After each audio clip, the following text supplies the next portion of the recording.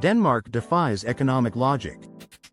Despite its small size, frigid climate, lack of oil reserves, and minimal industrial foundation, it thrives despite taxing nearly half its economic output.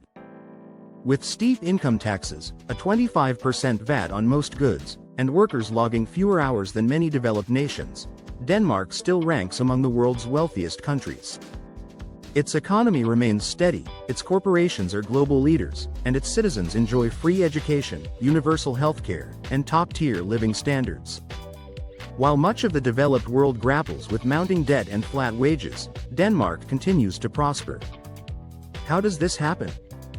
At first, it might seem like a typical Scandinavian triumph, but unlike Norway's oil wealth or Sweden's tech giants, Denmark's success stems from unique factors, boasting faster GDP growth, higher per capita wealth, and Europe's lowest public debt.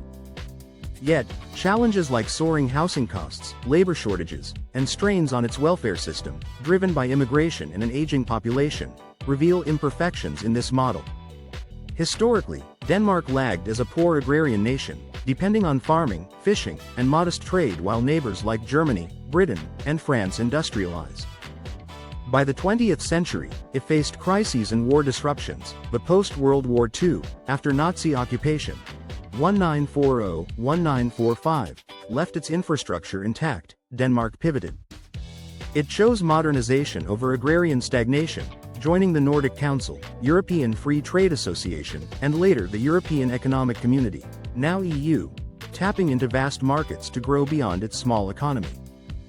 The Nordic model, blending capitalism with a robust welfare state, propelled this shift. Free university education and vocational training, paired with lifelong learning, created a highly productive workforce. Universal healthcare ensured healthy, long-working employees, boosting economic output. Unexpectedly, Copenhagen's bike-friendly policies, backed by over $200 million since 2005, enhanced health, reduced traffic, and cut commuting times, boosting efficiency. In the late 1960s, Denmark expanded its welfare state, raising its tax to GDP ratio from 29% in 1965 to nearly 50%. Critics feared this would stifle business, but a skilled, healthy populace fueled innovation. Companies like Novo Nordisk, dominating diabetes treatment with a $350 billion market cap, and Maersk, moving 14% of global trade, thrived. Denmark's early wind power bet in the 1970s now yields over 50% of its electricity, with Vestas leading renewable exports and low per capita CO2 emissions. Denmark's tax strategy, low corporate rates, 22% versus OECD's 23.6%, and high personal income, 55%, and VAT, supports startups and hiring, ranking it among the easiest places to do business.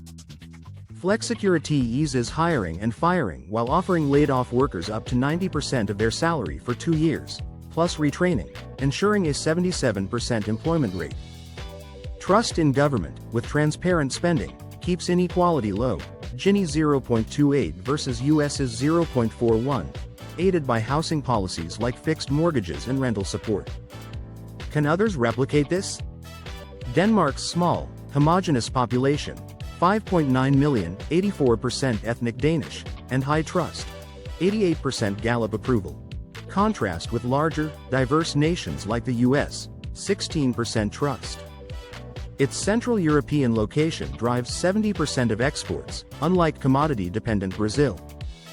Decades of reform built this system, challenging unstable or corrupt states to follow. Lessons include smart tax design, education investment, 6% GDP, R&D, 3% GDP, and labor flexibility, outpacing Italy's 4% and 1.4%. Immigration since 1980 and an aging population, 1 in 5 over 65, strain welfare, with low-skilled migrants raising sustainability concerns. Stricter benefits and fast-track visas for skilled workers address this, while raising the retirement age to 70 and digitizing services, 90% digital ID use, adapt to automation and healthcare costs. With a $407 billion GDP, 35th globally, $75,000 per capita income, and leaders like Novo Nordisk, Maersk, and Vestas, Denmark scores 8.2/10 on the economics leaderboard, though Greenland's US interest looms.